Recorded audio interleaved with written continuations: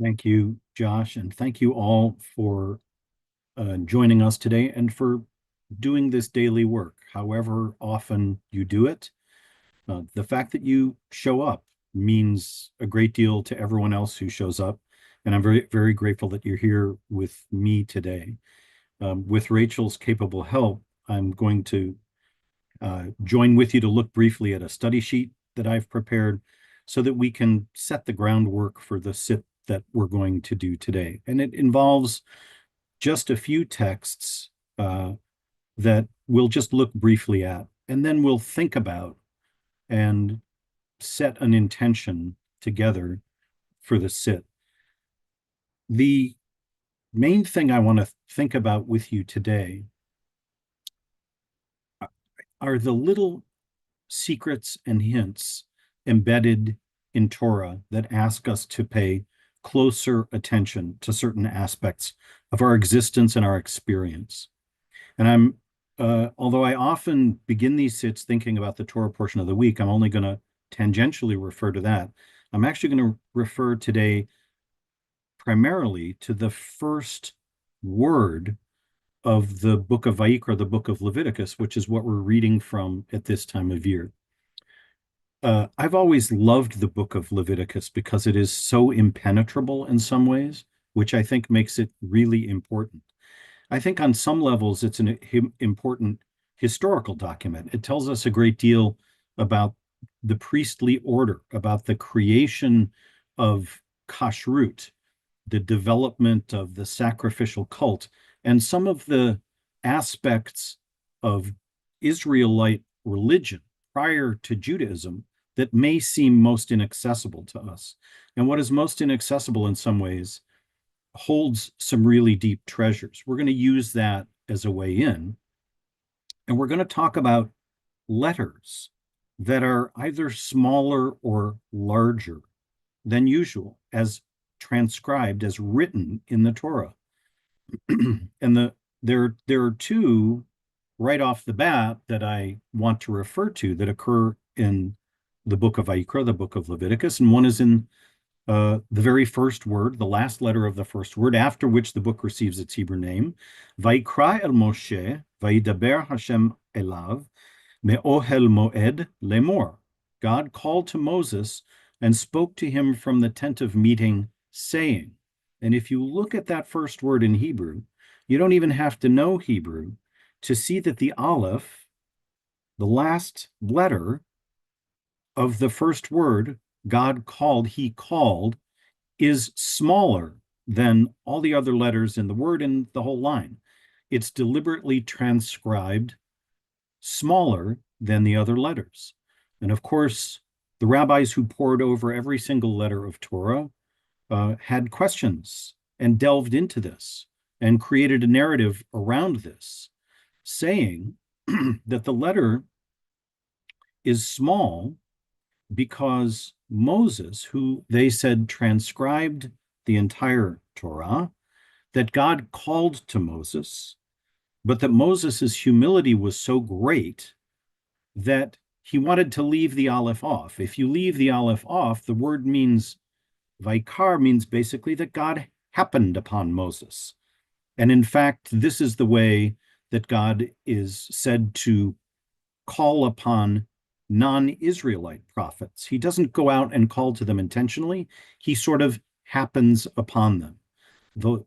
Moses acceded to God's dictation and wrote the Aleph, but he wrote it small, say the rabbis, because he was so humble that he didn't want to call attention to the fact that God called him. Now, this midrash actually suggests something very important and urgent to us. The Aleph, the first letter of the Hebrew alphabet, is small, but it's there, and it represents a call to us. What is the call? And who is the call from? Is the Aleph a kind of spark of the burning bush that we're always missing?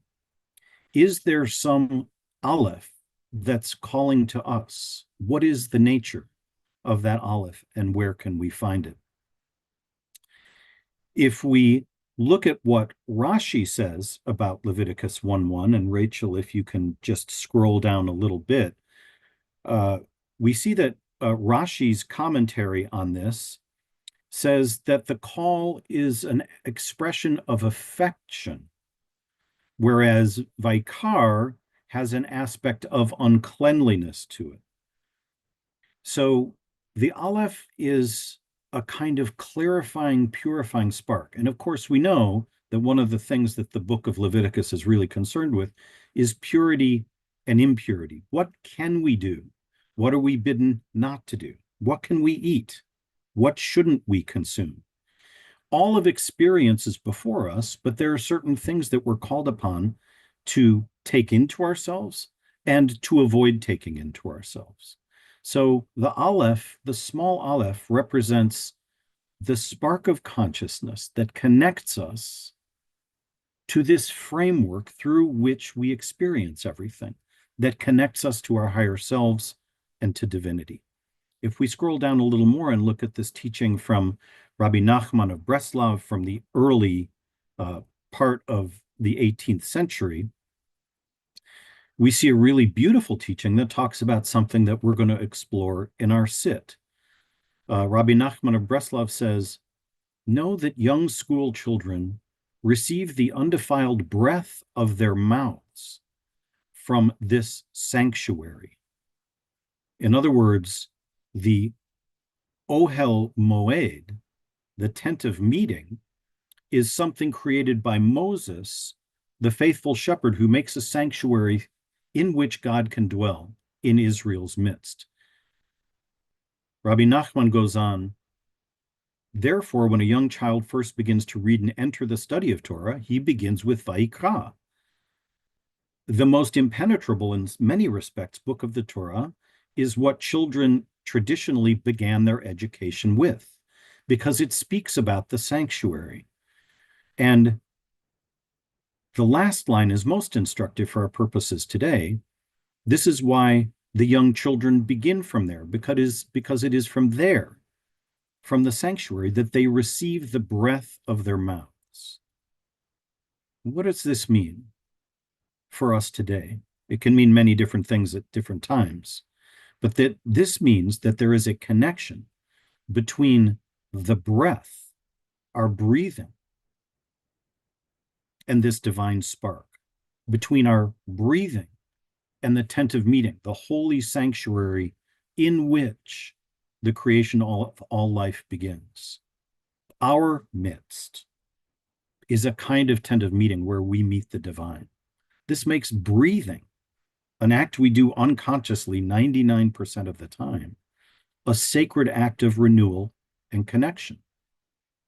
And speaking of connection, there's a letter that appears in this week's Torah portion that is written larger than all the others. I don't have it here for you, but you don't need to see it. The Vav in the word gachon, or belly, describing the fact that we are forbidden to eat things that crawl on their belly, is written larger than all the other letters in that word. Why? The rabbinic sages say it's because it's the exact middle letter of the entire Torah. So the word gachon, meaning belly, our middle, contains a vav, a letter of connection, that appears in our Torah portion today, which, depending on how you count words and letters and how you calculate these things, there are many different interpretations, represents the exact middle of this entire sacred book of ours, which is fascinating. And in our meditation, we're going to connect the upper small aleph with the vav of connection to draw our breath down into our belly. Finally, if we can scroll down a little further, Rachel, I want to talk about this beautiful teaching of Rav Sheshet's. It almost has nothing to do with everything else I'm talking about. I'm bringing it to you because I really love this teaching, and it has to do in a way with the belly. The Gemara recounts that when Rav Sheshet would sit in observance of a fast, after he prayed, he said as follows. So this isn't even a formal prayer. This is an offering, a verbal offering to God. Master of the universe, it is revealed before you that when the temple is standing, one sins and offers a sacrifice. This is how one makes oneself right. And although only its fat and blood were offered from that sacrifice in the altar, the sinner's transgression is atoned for him. And now, I sat in observance of a fast, and my fat and blood diminished. May it be your will, Rav Sheshet says to God, that my fat and blood that diminished be considered as if I offered a sacrifice before you on the altar. And may I find favor in your eyes. In other words, when we fast, it's not only in breathing, but it's in eating and digesting and refraining from eating and digesting that we offer ourselves up. This is the connection to Gachon, the belly, that is part of what we're going to explore today. So thank you, Rachel. And now we'll begin our sit, during which I'm going to periodically speak to you and guide you, but which will be mostly silent. As always, it's important to either close your eyes or leave them softly open and focus down.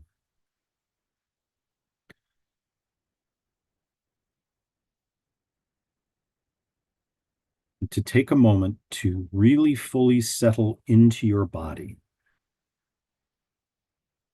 which is to say, to become aware of the thinking mind, to separate slowly from it, let that rocket booster fall away, and feel your body, beginning with the crown of the head, with the neck slightly lengthened and the crown of the head shooting an imaginary ray of light toward the ceiling, not rigid and tense, but simply sitting, lengthening the spine.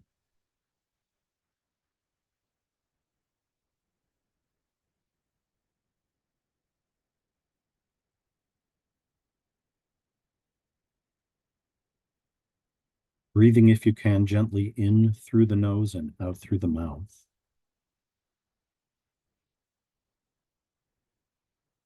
And feeling and noting gently the sensations, the parade, the shower of spark-like sensations that pass through your body in every moment. The pressure, the heat,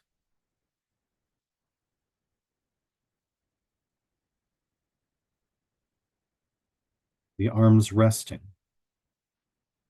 the hands relaxed, the feet on the floor if they can be.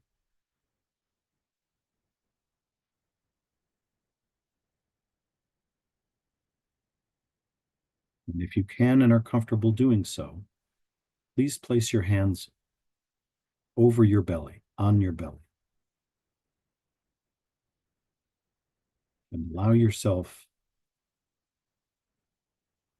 to feel the expansion of breathing in and the contraction of breathing out.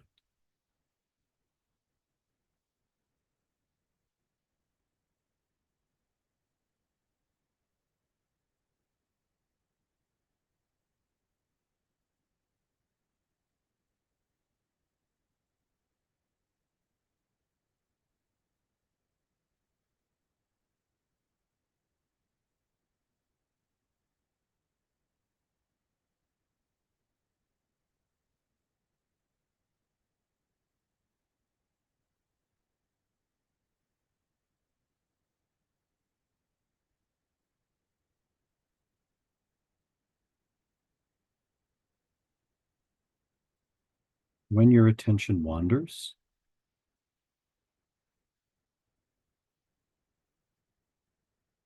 breathe in the small aleph of the spark of renewal, the renewal of your breath, the reoxygenation of your blood.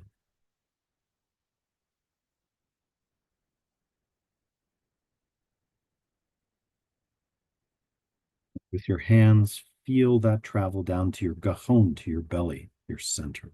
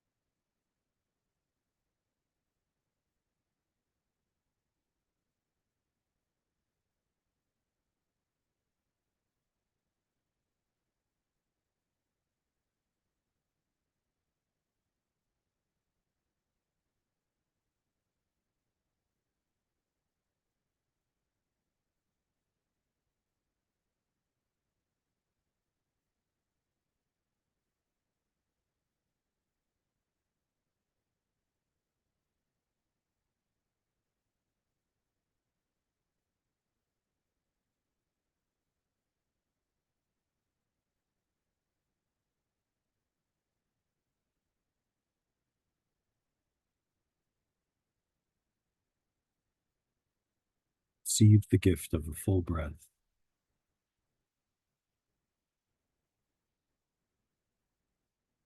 Give the gift of a full exhalation.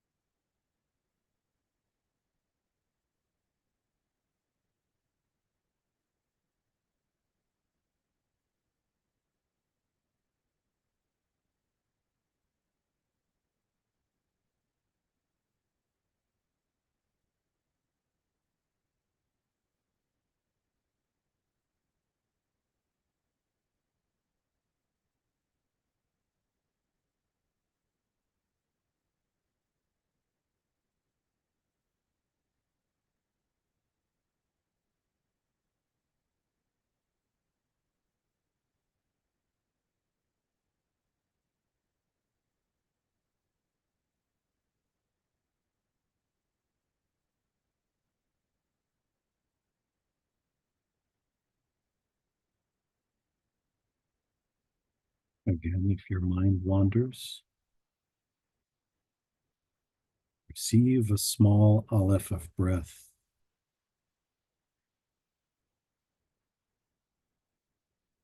Feel it expand into the exact center of you, into your gachon, and offer it back up.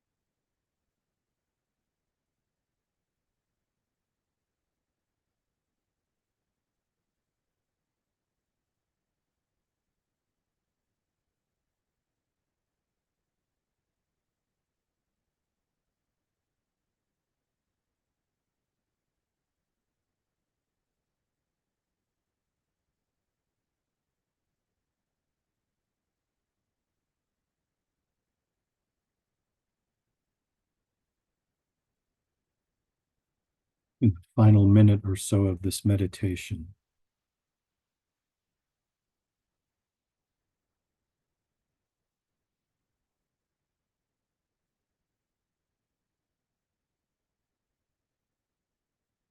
resolve to let yourself be called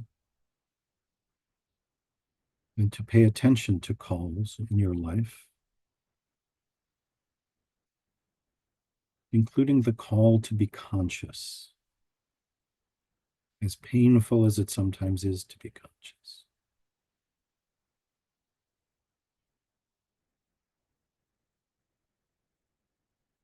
Periodically take into yourself the small aleph,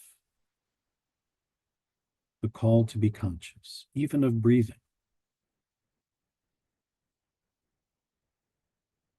of expansion and contraction,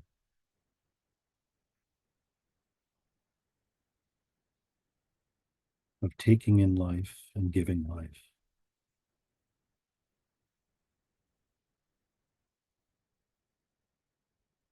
of taking in love and giving love and comfort.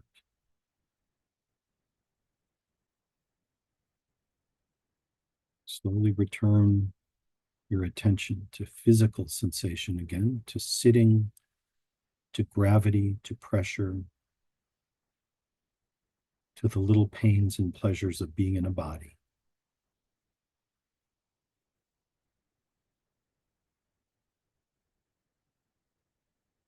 And if your eyes are closed, open your eyes and return to gather with us here and now.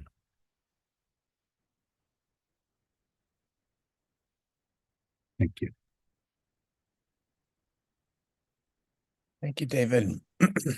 We'll have an opportunity to reflect on the practice and ask questions of David in just a minute. Before we get there, I want to offer the opportunity for those who are remembering loved ones today to join us in reciting Mourner's Kaddish. You can add in the chat. All right, Gail has already started adding the names of anybody you are remembering today. And you're also welcome to unmute and join me in reciting the Mourner's Kaddish. Yitkadal, Yikadash, Yikadash, Rabba, Rabba, Israel, Israel, Amen. Kari, Guru, Amen. Shmei Rabba Mavorach, Maya, Darvia Talevia Talash, Ramam Kol Berchata Bashirata, Ata V'nechemata Da'miran Bi'ama Vimru, Amen.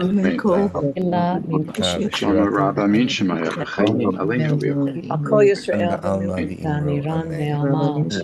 Shalom Rabba, Lama Rabba Min Shemaya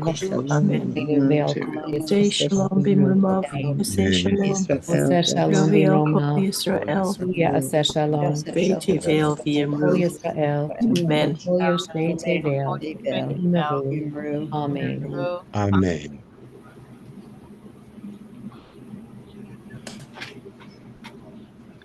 Right. So thank you, everybody.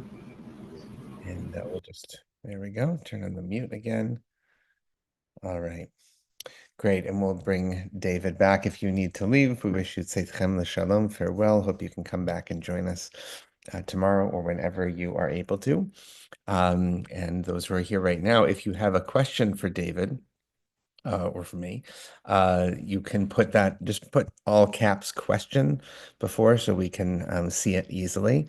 And of course, there's always a lively conversation among people as well here. So, David, thank you for that. It was a really beautiful teaching. And you and I think were together a few weeks ago when we were talking about the Aleph at the beginning of Vayikra. The question of hearing or sensing this point of divinity in the Aleph that's symbolized in the Aleph, and the beautiful imagery from Rabbi Nachman of like this is why we start learning, why we start studying. Traditionally, you start studying with Vayikra, I think he's offering a far more spiritual read than the traditional read, which is, well, because it's very orderly and it's kind of mathematical, and it's a good way for, kids to learn something. Um, but uh, but I'm wondering, for you right now, I mean, this is always kind of my opening question to our teachers here is, for you at this moment in this time, um, how are you finding this practice being helpful to you, and or what obstacles, what we are you finding it harder or easier or neither or something else, in this moment of accessing this practice, which is in one version, I think you would probably agree, like, this is one way of putting it, but truth be told, like, this is kind of the practice, no matter how, we can dress it up in all sorts of Right. ways. This is one iteration, but it's always a similar move. So I'm wondering about that for you right now. Well, I really appreciate the question. There's so much to say in answer to it. I think one of the phrases that occurs in this Torah portion that some of the rabbinic commentators say is the exact middle of the Torah is the phrase darosh darash, you shall diligently inquire. And in some ways, what we're engaged in constantly is an act of diligent inquiry about how to live. And this practice goes on in all sorts of difficult and beautiful circumstances, and is kind of a rock in that way upon which to lean or to stand. Um, and I think Judaism recognizes that it exists, as I think Rabbi Sachs called Judaism, a field of tensions. There are constant tensions and no definitive answers. There is diligent inquiry, and usually that takes an intellectual form, but it is balanced by this kind of practice, which goes on no matter what, or can go on no matter what, and is its own kind of inquiry into just simply being, but doing so in dialogue with and in resonance with the tradition. How does it help me now? And what is it like now? I think everything feels a little bit difficult now. And that is a wonderful opportunity for spiritual practice, determination to grow, connection to others, reaching out, being the Vav, the large Vav and Gahom, seeking connection at a time of disruption and fragmentation. And it really does, this practice helps me with that. Yeah. Yeah. That's beautiful. I think sometimes we can, it's also, I guess, part of the Omer practice that we're in right now, in case you haven't counted, it's day 9. Um, but that that move from, this point, we sometimes we can seek refuge in retreating into the Aleph, as it were, right? And Right. sort of our own version of Hester Panim, of like kind of concealing ourselves, it's a protective move, Yes. when the world feels like it's uh, inhospitable or challenging. And I think that part of what you're also reminding us of is the need and the desire to extend outward, right? That the language of gimilut chasadim that we use, right, is an outward expression. It's not enough to have sort of, nice feelings. That's good. But but it's ultimately to put chesed into the world that then becomes a hopefully virtuous circle of chesed, right? Absolutely. Yeah. Yeah. And it's important because Judaism does exist, our teachings, our tradition exists in this field of tensions. I was thinking about this before we came on, that uh, Leviticus is about purity and impurity, about what you can do and can't do. Uh, we exist paying attention to both solar and lunar calendars. It's a time of year of great joy, and on the other hand, we're coming up upon Yom HaShoah, right? So we're constantly being asked both, I think, to look inward and reach outward. Inward, seeking the higher consciousness of the small aleph, outward seeking the large vav, of really taking an extra effort to connect. The sociologist in me is very aware of how fragmented our personal experience is now. More fragmented since the pandemic, more isolated because of technology, more chopped up because of political or cultural allegiances. And it is important, I think, to always work against the current of what larger energies are pushing us to do. And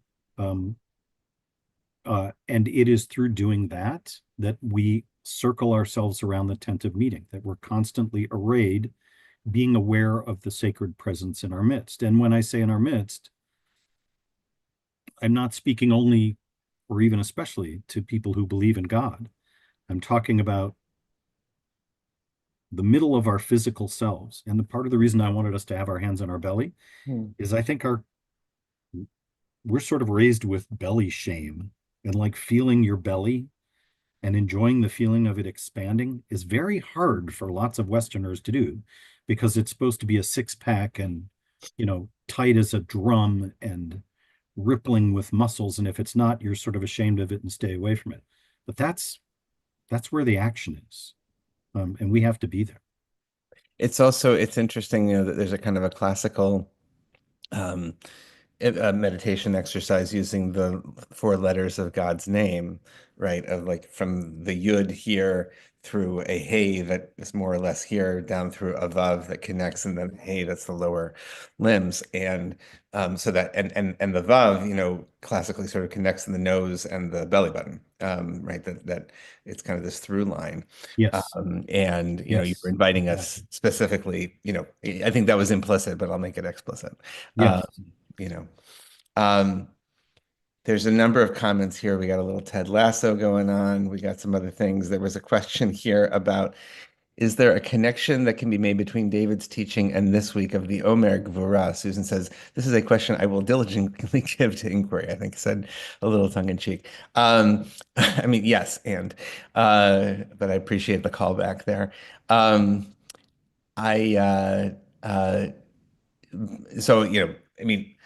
Of course, Susan, there can always be a connection made between everything. That's why there's a Vav. A Vav connects both, figuratively and literally. But I wonder if you want to comment on just refracting this through, this week of Gvura in the Omer.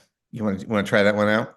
Yeah. So, it's really interesting and important to be reading Leviticus and thinking about Gvura, the strict limits and the discipline of drawing lines and of being aware of boundaries. So, for example, I think part of what's important about this teaching about this practice with respect to Gvura is to be able to say, I approach these questions of purity and impurity as my own self, but as somebody who is at least in some kind of dialogue with a tradition. In other words, I think the incredibly detailed list of what is permitted and forbidden points us towards something literally, but it also points us toward a whole disposition in terms of our lives. Whether or not you're thinking about what kind of locust you can eat, you certainly probably think every day about what you take in all sorts of different ways. What do you metabolize? And what do you restrict yourself from metabolizing? I think the comment about being curious and not judgmental is really important because, for example, when I said about the belly, our culture has belly shame, somebody said, well, that's not true if you've had a child. Right. That's absolutely true. My statement is not an absolute one. My statement is a reflection on how our culture tends to see the belly. And it is important, whether you've had a child or not, to celebrate and live in the center of your body, which is something that culturally lots of people in the West are disconnected from. So The discipline of both restraint and expansion requires us to understand limits, to question limits, to set limits, and to sometimes exceed limits, because that's how we change. As you're saying this, I'm thinking, I was a tuba player as a younger person, and, other brass instruments, and just, and the sensitivity you do develop. I mean, if you learn to breathe properly, you're breathing from your diaphragm, and and so that's actually where the breathing actually happens much more there than Yes. anywhere up here. Yep. And there's obviously a discipline. There's breathing, exercising, and breathing discipline that comes with that. But I think in general, that the fact that that has to be taught already tells you what you need to know about. Yeah. For the most part, that's not often for many of us how we grew up necessarily. I think that may be starting to change. I mean, I think that as more mindfulness kinds of practices and deep breathing stuff has been brought into early education and schools, I think there's more of that. But Yes. yeah, clearly there's a lively discussion going on here about, to what extent what the culture has to say, which of course the culture doesn't speak, but there are many cultures. Right. But, It speaks through us. absolutely. I think it's important too to realize that it is not monolithic, nor is Judaism. Judaism's field of tensions asks us to hold opposing ideas in mind and put them in dialogue with each other. So, but sometimes the dialogue has to drop away.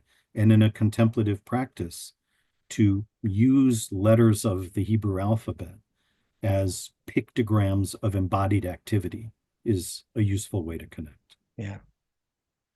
And just a reminder in the chat, I can see it might be getting a little hot about this, just offering each other. I mean, presuming benefit of the doubt here, I think we can be gracious with one another in our interpretation of the words here. And whatever folks are experiencing is what they're experiencing. So we want to just honor that. Yeah, some other good, wonderful comments here about, there's a line in Anim Zmirot. Wow. Okay, bringing that out. Anim Zmirot, a prayer, liturgical prayer by, I think, Yehuda HaChassid, I think, is from the German pietist tradition that some folks maybe grew up singing in shul. Am Doreshet Drosh, right, can mean the nation that continually seeks you, or you seek the nation that seeks you. That's great. The continual droshing, lidrosh. I was actually in a conversation the other day with somebody about, the role of plain meaning, of pshat, of literal meaning in reading Torah and reading Tanakh, reading the Bible, and that the rabbis pretty emphatically don't believe in. They minimize the value of pshat. For them, the real value is in midrash. That's the whole project, right? Is to creatively interpret and not to accept at face value. This is the only thing that it means, the pasuk means. And I think in the post sort of Reformation world that we live in, where people have an unmediated encounter with the Bible, we, as one of my teachers put it years ago, Jews don't read the Bible. Jews read the Bible the way the rabbis read the Bible, right? Meaning, like, we have a whole midrashic tradition that we are part of, and I think you're providing a sort of an experiential version of that. How to relate to that. Yeah. Okay. All right, lots of good things here. Wonderful. Well, David, thank you so much for your teaching. As always a pleasure to have you here, and we learned so much from you. We hope you'll come back again soon. Thanks to everybody today for participating and for your questions and comments in the chat. We will be back tomorrow, same time and channel, and hope you can join us then, or whenever you can join us. And until then, and if you want to save the chat, always a reminder, there's 3 dots at the top of your chat box, and folks like to sometimes save the chat, so now's a good time to do that. You can click on those 3 dots and save it, and it'll go into whatever magic compartment in your computer. You can find it there. All right. Thanks, everybody. Thanks to Rachel for staffing our tech today. We will see you back here when we see you.